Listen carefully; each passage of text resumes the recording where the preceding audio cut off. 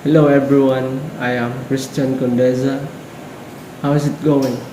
Today, let's chat about something called red herring. It's like a sneaky distraction that shows up when we're talking. Imagine someone trying to throw us off track by suddenly talking about something else. That's the red herring, a tricky move that can mess with our conversation. Ever been in a chat where things suddenly felt a bit off? Well, it might be a red herring playing tricks.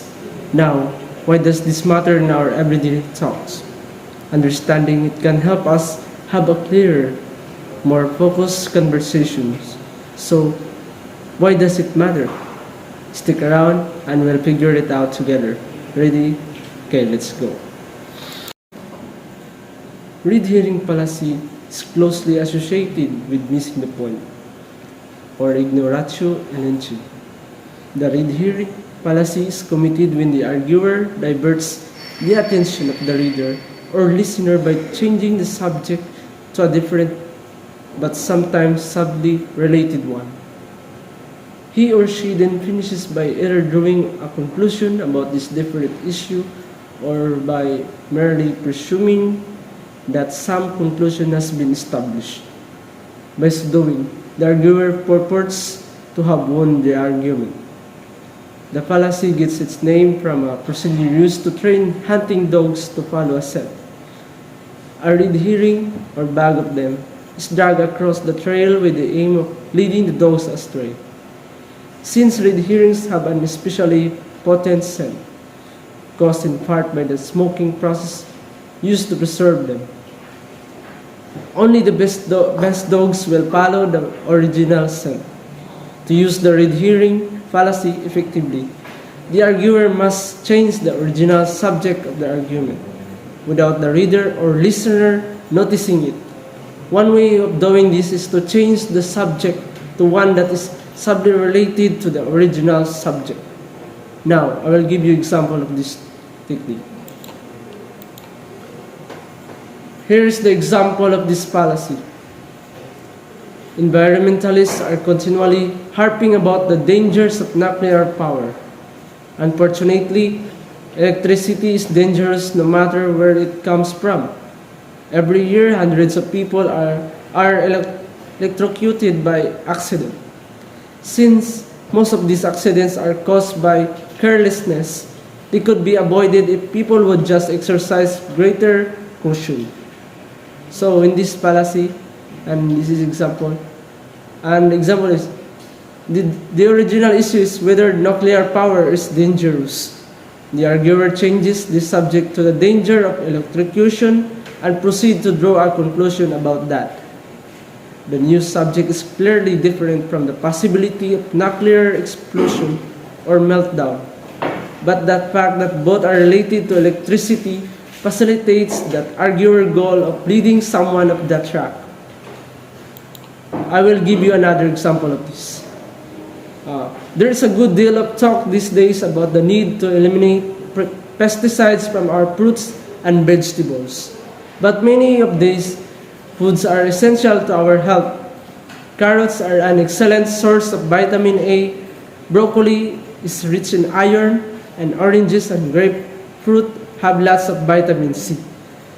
So, the original issue is pesticides, and the arguer changes into the value of fruits and vegetable in one's diet.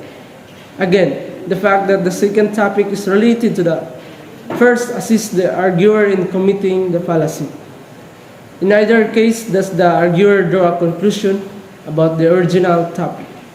But by merely diverting the attention of the reader or listener, the arguer creates the presumption of having won the argument.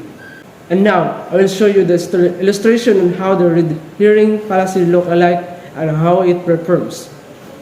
Here, as you can see that for how this fallacy performs. Let's have A, which represents the arguer, and R or L represents for reader or listener. And this draws off track means that it's going in the wrong direction or getting sidetracked from the main point. Like in the example earlier, the conversation was all about electricity. So, and another, in conclusion, means it's the weird idea they bring up that has nothing to do with what you're talking about. It's a bit like talking about pesticides and suddenly being told of fruits and vegetables in one's diet. I will also discuss the second way of using the read hearing effectively. It's to change the subject to some flashy, eye-catching topic that is virtually guaranteed to distract the listener's attention. And here are the topics of this sort, included sex, crime, scandal, immorality, death, and any other topic that might serve as the subject of gossip.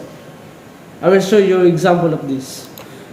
Example, Professor Conway complains of inadequate parking on our campus, but did you know that the last year Conway carried on a torrid love affair with a member of the English department? The two used to meet every day for clandestine sex in the copper room. Apparently, they didn't realize how much you can see through the fog's glass window. Even the students got an eyeful enough said about Conway.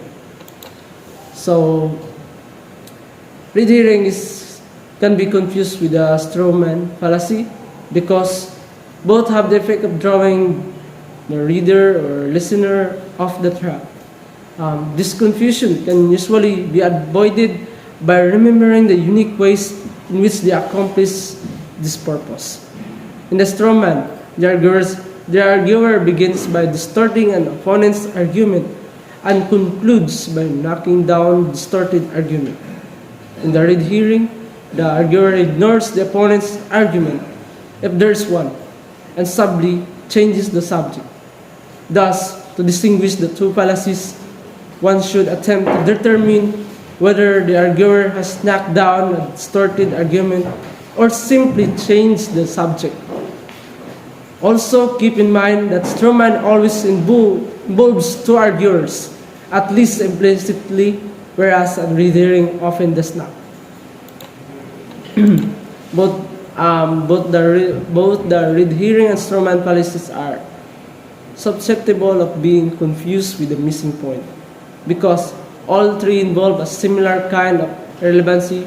To avoid this confusion, one should note that both read hearing and straw man proceed by generating a new set of premises, whereas missing the point does not. Straw man draws a conclusion from new premises that are obtained by distorting an earlier argument, and read hearing, if it draws any conclusion at all, draws one from new premises obtained by changing the subject. Missing the point, however, draws a conclusion from the original premises. Also in the read hearing and straw man, the conclusion, if there is one, is relevant to the premises from which it is drawn. But in missing the point, the conclusion is irrelevant to the premises from which it's drawn.